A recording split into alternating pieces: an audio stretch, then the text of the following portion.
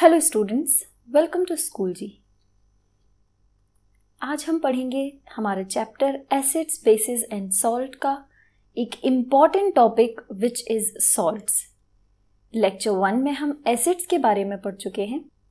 Lecture 2 में हमने basis की स्टडी की और आज हम पढ़ेंगे केमिस्ट्री ऑफ सॉल्ट्स। इसके पहले हमने लेक्चर 3 में इंडिकेटर और पीएच के बारे में भी डिस्कशन किया है। तो स्टूडेंट्स, शुरू करते हैं हमारी आज केमिस्ट्री ऑफ सॉल्ट्स, जिसमें इस लेक्चर के एंड तक आप सॉल्ट कैसे बनते हैं, फैमिली ऑफ सॉल्ट्स क्या क्या हैं, क्लासिफिकेशन ऑफ सॉल्ट क्या है, कितने टाइप के इंपॉर्टेंट सॉल्ट्स जो हम अपनी एवरीडे लाइफ में यूज़ करते हैं या उनको देखते हैं, कैसे बनते हैं, उनका क्या यूज़ है, प्रिपरेशन मेथड, ये सभी चीज़ें आप समझ पाएंगे। तो चलिए शुरू करते हैं with the very first thing कि सॉल्ट होता क्या है। स्टूडेंट्स, हमने लेक्चर 1 एसिड्स और लेक्चर 2 बेसिस में ये पढ़ा है कि सॉल्ट्स बनते हैं जब एसिड और बेस की रिएक्शन होती है। जब एसिड और बेस की रिएक्शन होती है तो सॉल्ट प्लस वाटर, जिस रिएक्शन को हम कहते हैं न्यूट्रलाइजेशन रिएक्शन। फॉर एग्जाम्पल, हम एसिड ले सकते हैं hydrochloric acid plus base sodium hydroxide. अब जब ये रिएक्शन होगी तो आपका salt which is NaCl sodium chloride और वाटर रिलीज हो जाएगा। तो ये एक मेथड ऑफ प्रिपरेशन है सॉल्ट का। दूसरा मेथड ऑफ प्रिपरेशन है कि जब भी आप किसी मेटल को किसी एसिड से रिएक्ट कराते हैं तो salt plus hydrogen gas evolve होती है। तो देख सकते हैं हम इसका एग्जाम्पल, कोई भी मेटल आप ले सकते हैं, जिंक प्लस एसिड, यहां पर हमारा सॉल्ट बनेगा zinc chloride plus hydrogen gas will be evolved. तो इस तरह से भी आप सॉल्ट बना सकते हैं। This is sodium chloride salt and this is zinc chloride salt. Classification of salt जब किए जाते हैं तो क्लासिफिकेशन डिपेंड करता है कि कौन सा एसिड और कौन सा बेस लेकर हमने सॉल्ट बनाया है। न्यूट्रल सॉल्ट, सेकंड है acidic salt and third basic salt. जब आपके एसिड और बेस दोनों ही इक्वल स्ट्रेंथ के होकर रिएक्शन करते हैं और जो सॉल्ट बनता है दैट इज न्यूट्रल सॉल्ट। वो सॉल्ट जिसमें strong acid plus weak base combine करते हैं तब बनता है एसिडिक सॉल्ट, और बेसिक सॉल्ट बनता है strong base and weak acid के कॉम्बिनेशन से। आप बहुत इजीली समझ सकते हैं, एसिडिक सॉल्ट है अगर तो strength of acid is more, और अगर बेसिक सॉल्ट है तो strength of base is more. तो इस तरह से ये 3 क्लासिफिकेशन होते हैं सॉल्ट्स के। Strong acids, weak acids, strong basis, weak basis, ये हम ऑलरेडी डिस्कस कर चुके हैं classification of acids and basis में। स्ट्रॉन्ग एसिड्स वो होते हैं जिनमें कंप्लीटली आयोनाइजेशन होता है और डिसोसिएट हो जाते हैं, वो कंप्लीटली हाइड्रोजन आयंस को डिसोसिएट कर देते हैं। सिमिलरली जो स्ट्रॉन्ग बेसिस होते हैं वो अपॉन आयोनाइजेशन कंप्लीटली डिसोसिएट हो जाते हैं और सारे के सारे हाइड्रोक्साइड आयन जो होते हैं वो अलग हो जाते हैं। तो इस तरह से आप क्लासिफिकेशन समझ सकते हैं कि स्ट्रॉन्ग एसिड और स्ट्रॉन्ग बेस क्या है। वीक बेस वो होते हैं जिसमें कंप्लीटली आयोनाइजेशन नहीं होता है, इसी तरह से वीक एसिड्स जिसमें कंप्लीटली आयोनाइजेशन नहीं होता है, पार्शियली आयोनाइजेशन होता है। अब हम पढ़ते हैं फैमिली ऑफ सॉल्ट्स।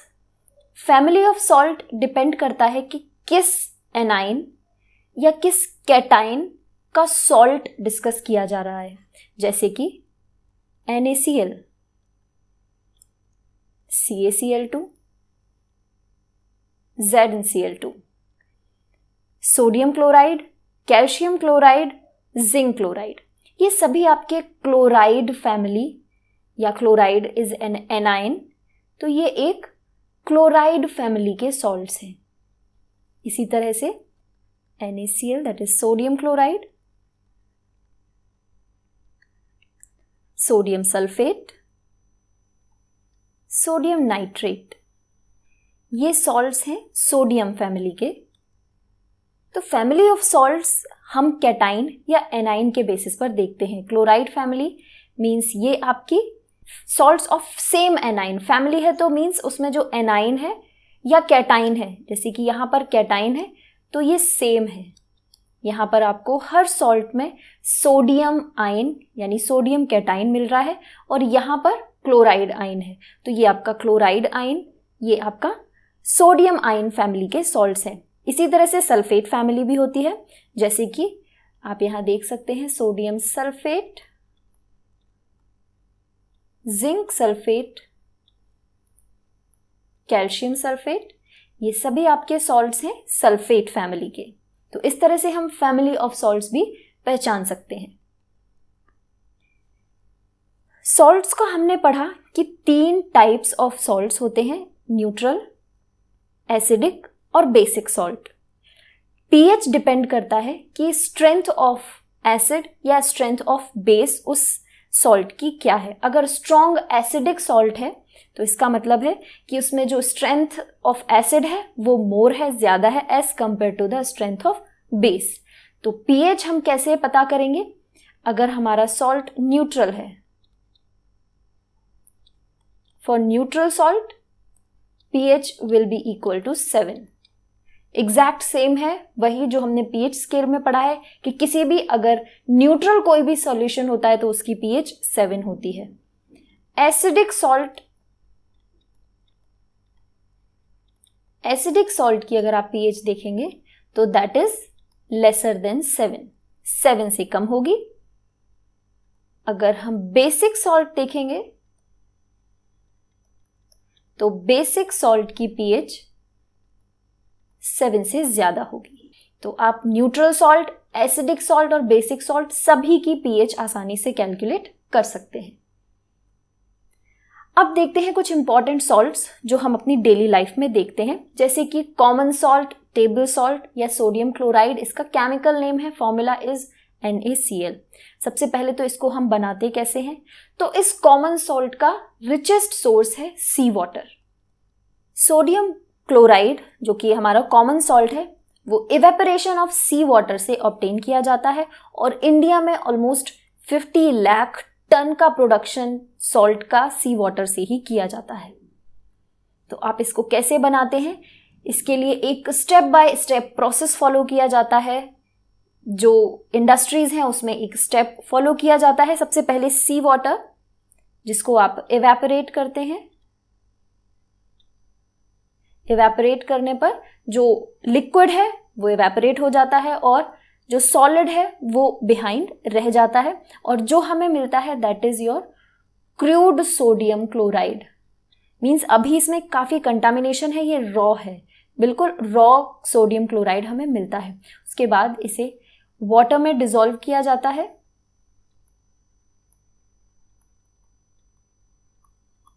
वाटर में डिसॉल्व करने से जो वाटर में सोल्यूबल कंटामिनेशंस हैं वो वाटर में डिसॉल्व हो जाते हैं और उसके बाद आपको एक saturated solution of sodium chloride मिलता है।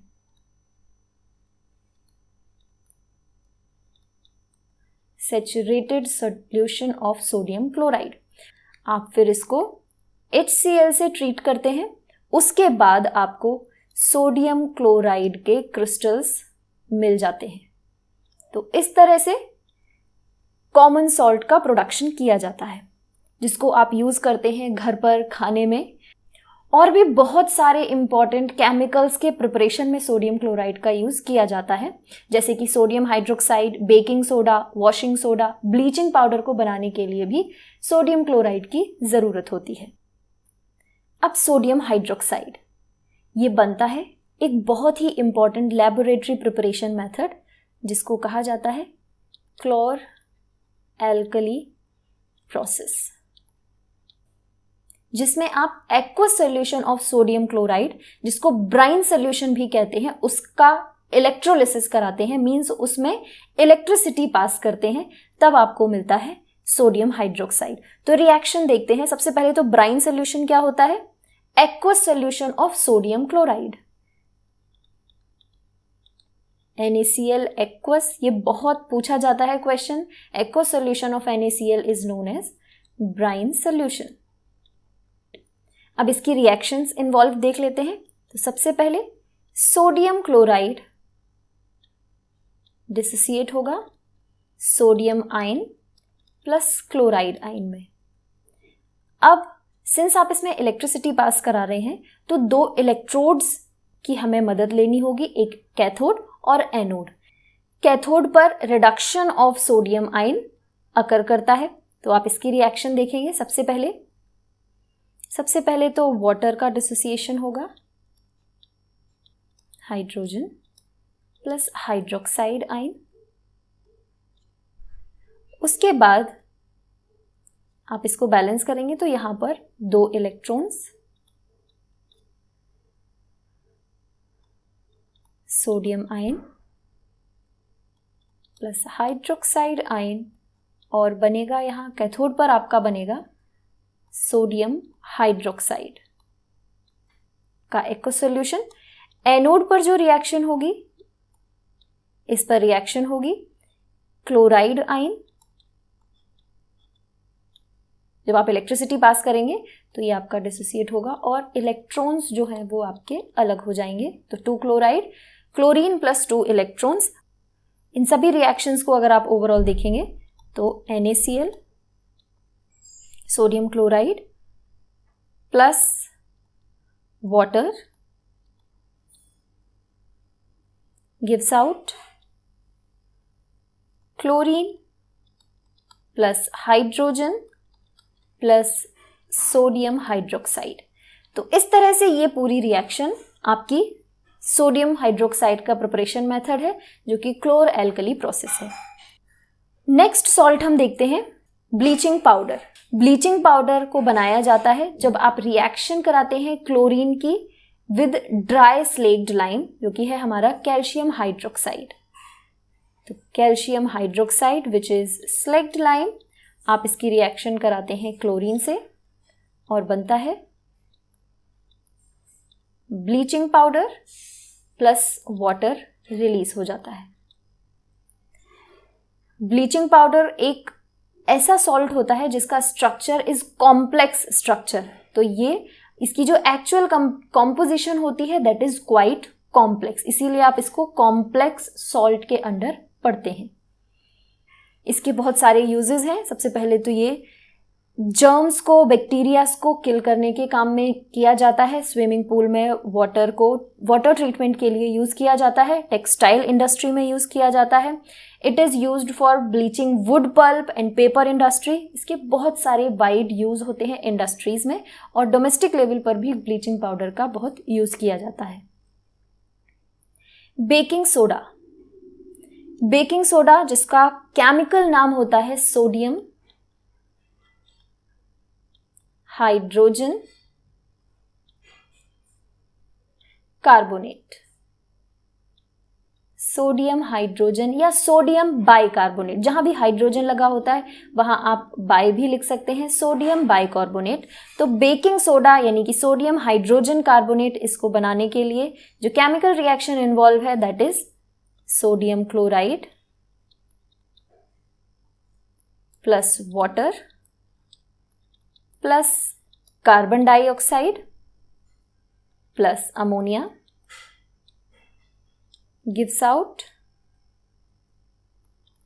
sodium hydrogen carbonate plus ammonium chloride. So this is the chemical reaction involved for the preparation of baking soda. अब स्टूडेंट्स आप कंफ्यूज ना होएं, बेकिंग सोडा और बेकिंग पाउडर दोनों ही अलग अलग होते हैं। Baking soda is sodium hydrogen carbonate और बेकिंग पाउडर होता है baking soda plus tartaric acid या सिट्रिक एसिड। तो आप यहां पर समझ सकते हैं कि baking powder is different. Baking powder is baking soda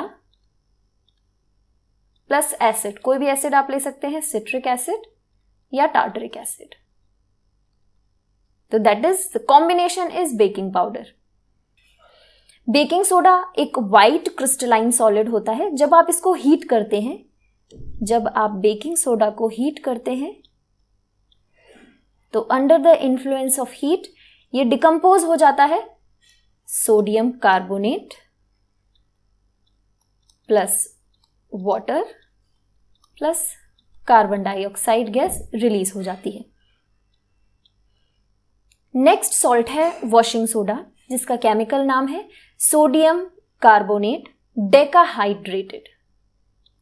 डेकाहाइड्रेटेड क्योंकि इसमें 10 वाटर मॉलिक्यूल्स जुड़े हुए हैं, एसोसिएट हैं, and that is sodium carbonate.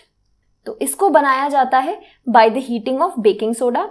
आप सोडियम हाइड्रोजन कार्बोनेट को जब हीट करते हैं तो बनता है sodium carbonate plus water plus carbon dioxide gas release होती है. यहां पर हमें सोडियम कार्बोनेट मिल जाता है. हमें इसकी reaction further 10 molecules of water के साथ करानी है और तब हमें मिलेगा washing soda which is sodium carbonate decahydrated. 10 molecules of water of crystallization. जिन सॉल्ट में वाटर एसोसिएट होता है एक मॉलिक्यूल ऑफ सोडियम कार्बोनेट के साथ 10 मॉलिक्यूल ऑफ वाटर जुड़े हुए हैं, that is known as water of crystallization. जब भी आप हीट करेंगे सोडियम कार्बोनेट डेकाहाइड्रेटेड को तो सबसे पहले ये जो 10 मॉलिक्यूल्स हैं वाटर के वो डिसोसिएट हो जाएंगे, वो अलग हो जाएंगे. सबसे ज्यादा यूजेस जो वॉशिंग सोडा के होते हैं that is used in glass, soap, paper industries. Sodium compounds जैसे कि बोरेक्स बनाने के लिए यूज किया जाता है. डोमेस्टिक पर्पसेस के लिए भी इसके बहुत सारे यूज हैं. And also more importantly it is used to remove the hardness of water.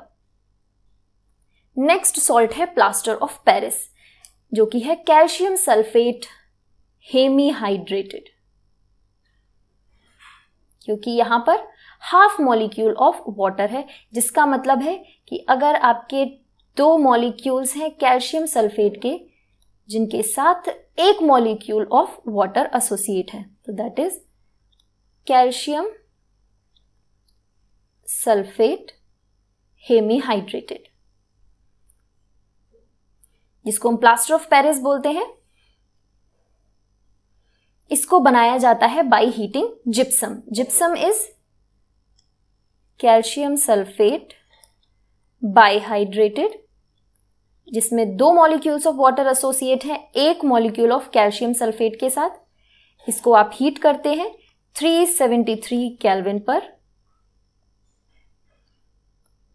और आपको मिलता है calcium sulphate hemihydrated. 3 molecules of water release हो जाते हैं. तो आप इसको इस तरह से बैलेंस कर सकते हैं. This is the reaction involve in the preparation of plaster of Paris, जिसको हम POP के नाम से भी सुनते हैं, which is used in the construction.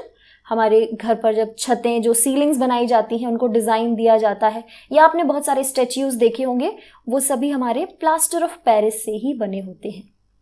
हमें एक चीज का याद रखना है कि जब भी आप POP का प्रिपरेशन करेंगे, temperature should not exceed 373 kelvin, क्योंकि इसके ऊपर अगर आप इसको हीट करेंगे तो इसका सारा का सारा वाटर ऑफ क्रिस्टलाइजेशन रिमूव हो जाएगा, यानी कि वाटर मॉलिक्यूल्स जो एसोसिएट हैं वो रिमूव हो जाएगा और फिर आपका सिर्फ कैल्शियम सल्फेट बचेगा, which is known as dead burned plaster. Plaster of Paris में एक बहुत ही इंटरेस्टिंग प्रॉपर्टी होती है कि ये वाटर के साथ सेटल हो जाता है. जैसे ही आप कैल्शियम सल्फेट हेमीहाइड्रेट को वाटर से रिएक्ट कर जाते हैं तो आपको ये वापस रिएक्शन मिल जाती है. आप इस रिएक्शन को देख सकते हैं. कैल्शियम सल्फेट, जब भी आप इसकी वाटर से रिएक्शन कराएंगे तो आपको मिलेगा, और ये है आपका जिप्सम, जिससे आपका प्लास्टर ऑफ पेरिस बना है। अगर आप प्लास्टर ऑफ पेरिस को वाटर से ट्रीट कराएंगे तो आपको वापस से जिप्सम मिल जाएगा। स्टूडेंट्स, ऐसे बहुत सारे इंपॉर्टेंट टर्म्स हैं जो हम सॉल्ट स्टडी में यूज करते हैं, जैसे कि water of crystallization. Water of crystallization, जब आपके किसी सॉल्ट के साथ वाटर के मॉलिक्यूल्स एसोसिएट होते हैं उसको हम वाटर ऑफ क्रिस्टलाइजेशन बोलते हैं। नेक्स्ट है आपका एफ्लोरेसेंट। एफ्लोरेसेंट सॉल्ट वो होता है, वो सॉल्ट जो वाटर लूज कर देता है जब भी आप उसको एयर के एक्सपोजर में लाते हैं। जैसे ही आप उसको एयर के प्रेजेंस में रखेंगे, that salt will lose its water of crystallization. And another one is deliquescent salt. Deliquescent salt वो होते हैं जब आप उनको एयर की प्रेजेंस में लाते हैं तो they will absorb moisture from air and they will get absorbed in the air. जो मॉइस्चर प्रेजेंट होती है एयर में वो उसको एब्जॉर्ब कर लेते हैं और डिसॉल्व हो जाते हैं, जिनको हम कहते हैं डेलिक्वेसेंट सॉल्ट। तो these are the important terms, important terminology जो सॉल्ट केमिस्ट्री में आपको जाननी बहुत जरूरी है। स्टूडेंट्स, हमने हमारे अभी तक के लेक्चर में एसिड्स, बेसिस, इंडिकेटर्स, पीएच और सॉल्ट्स के बारे में पढ़ा। अब नेक्स्ट सेशन में हम जो भी क्वेश्चंस आपके एनसीईआरटी एक्सरसाइज में गिवन है उनके सॉल्यूशंस के साथ आपके सामने आएंगे और उन सभी सॉल्यूशंस को डिस्कस करेंगे।